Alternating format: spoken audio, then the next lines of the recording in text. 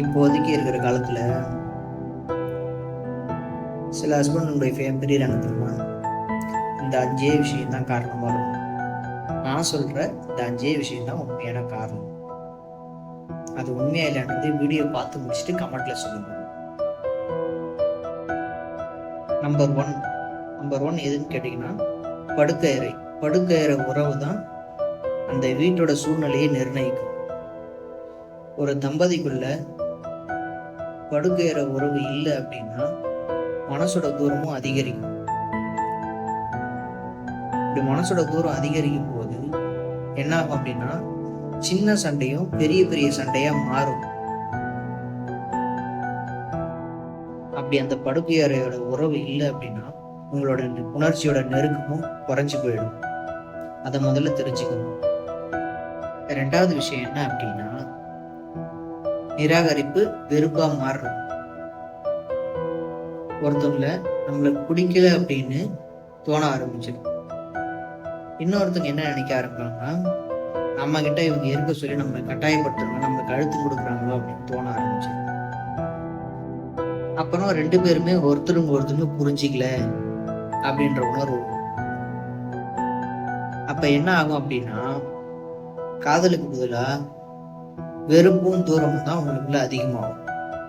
இதுதான் நம்ம 2வது விஷயம்.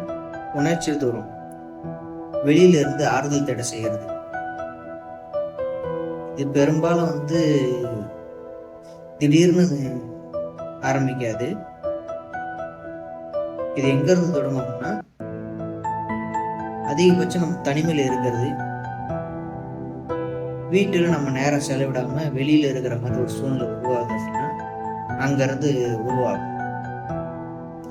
அப்புறம் சம்பந்தமே இல்லாத யாரோ ஒருத்தவங்க உனக்கு கொடுக்குற முக்கியத்துவம், ஆர்வம், ஆசை வார்த்தை இதுல இருந்து தான் உருவாகுது இந்த 3வது விஷயம். இது ரொம்ப ரொம்ப முக்கியமான விஷயம்.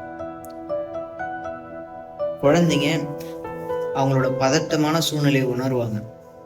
அதுக்கு காரணம் என்னன்னா, உங்களுக்குள்ள ஏற்படுற கருத்து வேறுபாடு, தேவையில்லாத சண்டை சச்சரவு, ஒரு அமைதியற்ற சூழ்நிலை, இது எல்லாமே குழந்தைங்க நம்மளை நல்லா கவனிப்பாங்க.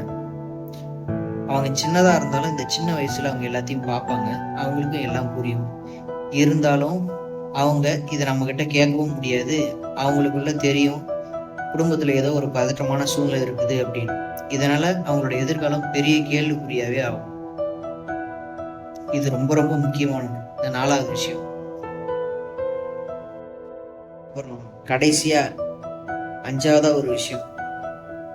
நீங்க கல்யாணம் பண்ண புதுசுல இருந்திருப்பீங்களே, புதுசா லவ் பேர்ட்ஸ் மாதிரி காதலர்கள் மாதிரி இருந்திருப்பீங்க. இந்த 5வதா சொல்ற விஷயம், கல்யாணம் பண்ண புதுசுல இருக்கிற மாதிரி இருக்கவே மாட்டீங்க. நீங்க கூட்டு பெற்றோர்களா இருப்பீங்க. கூட்டு பெற்றோர்கள்னா, உனக்கு ஒரு கடன், பாதி கடன் நீ பிரிச்சுக்கோ, பாதி கடன் நீ, இந்த லோனை நீ கட்டு, இந்த லோன் நீ கட்டு. நீங்க இஎம்ஐ நீங்க ஒரு பக்கம் செலுத்துவீங்க, நான் ஒரு பக்கம் இஎம்ஐ செலுத்தணும் ஒரு பக்கம் போவீங்க. அப்பதான் பொறுப்பா நான் வேலையை பிடிக்கணும், உங்களுக்கு ஒரு வேலை என்னன்றதை நீங்க திட்டமிடுவீங்க, இவருக்கு ஒரு வேலை என்னன்றதை திட்டமிடுவீங்க. அப்பதான் பொறுப்பே வரும். என்ன சொல்ல போனா, அப்பதான் உங்க 2 பேருக்கும் பொறுப்பே வரும். இதுல தேவையில்லாம பாதிக்க போறது ஒரு யாருமா, கடைசி வரைக்கும் நீங்க யாரும் ஒன்று பண்ணும் புரிஞ்சிக்கவே மாட்டீங்க. ஒரு சின்ன ஈகோ விஷயம் உட்காந்து பேசுறதுனால இதுல பாதிக்க போறது எதுனா, நான் சொன்ன 4வது விஷயம், 4வது பாயிண்ட், குழந்தைங்க. அதனோட எதிர்காலமே கேள்விக்குறியாய் நிற்கும். நான் சொல்றது உண்மையா இல்லையான்றத கமெண்ட்ல சொல்லிட்டு போங்க. நன்றி. இந்த வீடியோ பிடிச்சிருந்தா தொடர்ந்து என்னோட பேஜை ஃபாலோ பண்ணுங்க, என் வீடியோவை ஷேர் பண்ணுங்க, ஆதரவு கொடுங்க. நன்றி.